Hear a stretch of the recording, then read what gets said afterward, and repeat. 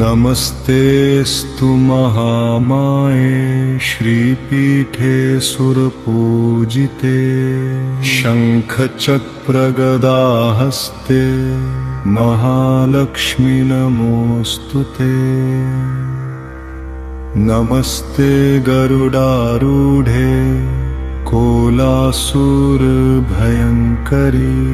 सर्वपापहरे देवी महालक्ष्मी नमोऽस्तुते।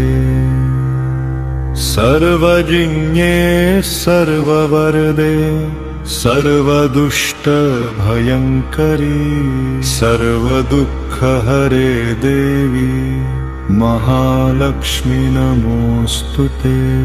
सिद्धिबुद्धिप्रदे देवी भक्तिमुक्तिप्रदायिनी मन्त्रिमूर्ते सदा देवी महालक्ष्मी नमोऽस्तुते।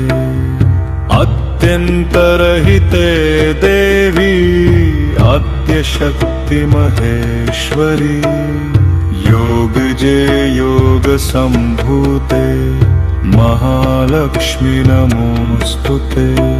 स्थूलसूक्ष्ममहारौद्रे महाशक्तिमहोदरे महापापहरे देवी महालक्ष्मी नमोऽस्तुते।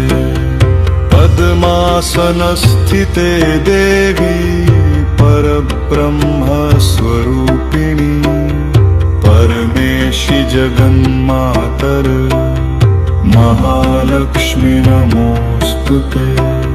श्वेताम्बरधरे देवी नानालङ्कारभूषिते जगत्स्थिते जगन्मातर महालक्ष्मी नमोऽस्तुते। महालक्ष्मीष्टकं स्तोत्रं यः पठेद् भक्तिमान् नरः सर्वसिद्धिमवाप्नोति राज्यं प्राप्नोति सर्वदा। एककाले पठेन्नित्यं महापापविनाशनम् द्विकालं यः पठेन्नित्यं धनधान्यसमन्वितः त्रिकालं यः पठेन्नित्यं महाशत्रुविनाशनम् महालक्ष्मीर्भवेन्नित्यं प्रसन्ना वरदा शुभा। इन्द्रकृतं